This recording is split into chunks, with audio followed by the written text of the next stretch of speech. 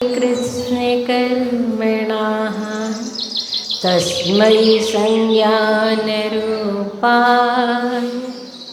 नमोस्तु परमात्मने।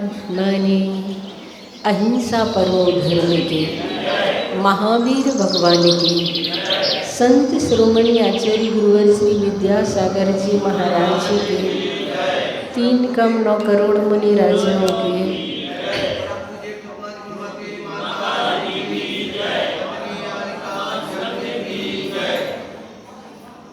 आज 5वें नंबर की गाथा में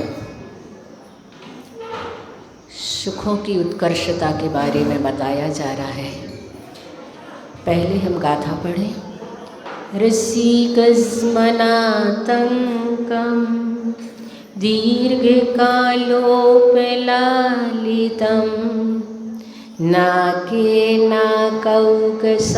सौख्यं नाकेनाकौकसामम्।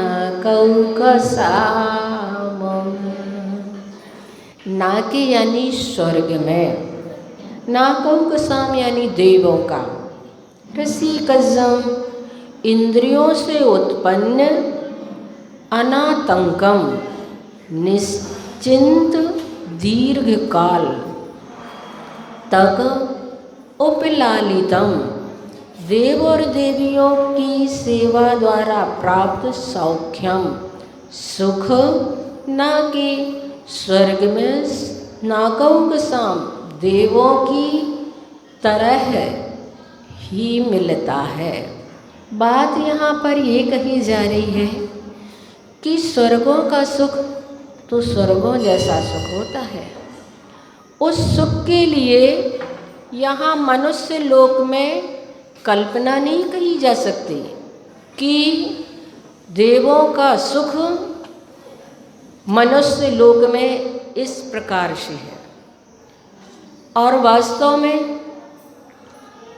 देव जो होते हैं, देवगति नाम कर्म के उदय से देवगति को प्राप्त होते हैं और 4 प्रकार के देव हुआ करते हैं। भवनवासी, व्यंतर, ज्योतिष और वैमानिक। उनमें भी सुखों की उत्कृष्टता बताई गई है और चारों गतियों की अपेक्षा से सबसे कम और सबसे ज़्यादा सुखों का जो हम तारतम्य देखते हैं तो सबसे कम तो सुख त्रियंच गति के जीवों को होता है। उसके बाद मनुष्य गति में सुख होता है सामान्य मनुष्य को, और सामान्य मनुष्य के बाद फिर राजा, महाराजा, मंडली, महामंडली, अर्धचक्री, चक्री, बलभद्र, तीर्थंकर, इस प्रकार से कर्म भूमि का सुख बढ़ता हुआ चला जाता है। कर्म भूमि में कर्म करके सुख की प्राप्ति होती है, लेकिन भोग भूमि में जो यहाँ के चक्रवर्ती को सुख होते हैं, जो यहाँ के चक्रवर्ती का वैभव होता है, उससे भी कई गुना सुख और वैभव जघन्य भोग भूमि के मनुष्यों को होता है। उससे अधिक मध्यम भोग भूमि के मनुष्यों को सुख होता है, उससे अधिक उत्कृष्ट भोग भूमि के मनुष्यों को सुख होता है। इसमें आचार्य श्री ने बताया कि सामग्री तो कम होती चली जाती है मगर उसकी क्वालिटी बड़ी होती चली जाती है। जैसे जघन्य भोग भूमि के मनुष्यों के लिए भोजन में लड्डू तो मिलता है, लड्डू बड़ा होता है, साइज में तो बड़ा होगा लेकिन वह राजगिर का लड्डू होगा। और मध्यम भोग भूमि के मनुष्य जो होते हैं उनके लिए साइज तो कम हो जाएगी, क्वालिटी बड़ी हो जाएगी, उनके लिए बूंदी के लड्डू भोगों के लिए प्राप्त होंगे। और उत्तम भोग भूमि के जो मनुष्य हैं उनकी भी सामग्री तो कम हो जाएगी, पर क्वालिटी बड़ी हो जाएगी। उन्हें रसगुल्ला आदि क्वालिटी में जो ज़्यादा अच्छी चीज़ें होती हैं उस चीज़ की प्राप्ति होगी। तो इस प्रकार से वहाँ भोगों में अधिकता होती जाती है, सामग्री कम होती चली जाती है, और भोग भूमि के मनुष्यों की जो सुख सुविधाएं हैं उससे कई गुनी सुख सुविधाएं तो भवनवासी देवों को होती है। भवनवासी के बाद व्यंतर, उसके बाद ज्योतिष्क, और उसके बाद स्वर्गों के देव। और स्वर्गों के देवों में ऊपर ऊपर ऊपर सामग्री तो कम होती चली जाएगी, लेकिन उसका आनंद उन्हें अधिक अधिक होता चला जाएगा। देवों में तो यहाँ तक कहा जाता है कि एक देव, छोटी सी छोटी जाति का भी देव क्यों ना हो, उसके भी 32 देवांगनाएं हुआ करती हैं। एक बार आचार्य श्री ने कहा था, यहाँ तो आजीवन ब्रह्मचर्य व्रत के साथ हम पूरे जीवन को व्यतीत करते हैं, और उस साधना का और उस तपस्या का फल स्वर्ग होता है। और स्वर्ग में कितना भी घटिया देव भी क्यों ना हो, तो भी उसके एक एक देव के तो कम से कम 32 देवांगनाएं तो होंगी ही होंगी। लेकिन जो लौकांतिक देव होते हैं वो ब्रह्मर्षि होते हैं, राजर्षि होते हैं, देवर्षि, महर्षि कहलाते हैं। 5वें स्वर्ग में रहने वाले वे देव होते हैं।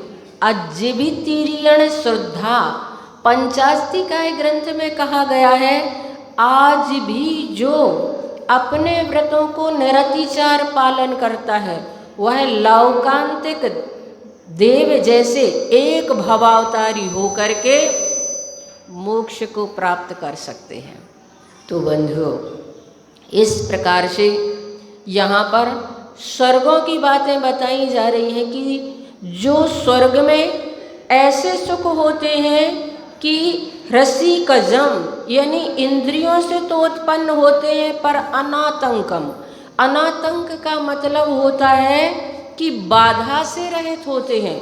उनके सुख भोग में किसी प्रकार की बाधा नहीं होती है, उनके सुख बढ़ते ही चले जाते हैं, बढ़ते ही चले जाते हैं। हमें मर्तलोक में सुख मिलता है, लेकिन सुख में कमी बेसी भी हो जाती है, सुख में बाधाएं भी आ जाती हैं, बीच बीच में व्यवधान भी आ जाया करते हैं, बीच बीच में दुख की परिणतियां भी हमें सामने देखना पड़ती हैं। लेकिन स्वर्गों में जो सुख होता है वह अनातंक होता है, किसी भी प्रकार की बाधा से रहित होता है, इसलिए वह दिव्य सुख कहलाता है। ऐसे स्वर्ग के देव लोग सुखों का भोग करते हैं, अनातंक यानी कि बाधा से रहित होता है। और दीर्घ कालोपलालितम, दीर्घ कालोपलालितम का मतलब होता है लंबे लंबे समय तक, सागरों सागरों तक की आयु होती है। यहाँ की आयु तो एक बूंद बराबर भी नहीं है, यहाँ की आयु तो एक बूंद भी नहीं है। और वहाँ के लोगों की, देवों की आयु जो होती है सागरों पर्यंत आयु होती है, इसीलिए देवों को अमर भी कहा जाता है। देव मरते नहीं, ऐसी बात नहीं है, मरते तो हैं, लेकिन उनका मरण बहुत लंबे समय के बाद होता है, इसलिए देव अमर कहलाते हैं। मनुष्य गति में तो मनुष्यों का कई बार मरण हो जाया करता है, तब जब कभी उनका एक बार मरण होता है। दूसरी विशेषता देवों की ये होती है कि उनको ना जन्म के समय दुख होता है, ना मरण के समय होता है दुख, और ना जीवन में दुख होता है। हमारे यहाँ जन्म के समय दुख बताए गए हैं कि ऐसा दुख होता है कि निकसत जे दुख पाए घोर, तिनको कहत ना आवे हो। जन्म लेते समय इतने दुख होते हैं कि उसे अपनी जिह्वा से नहीं कह सकते हैं।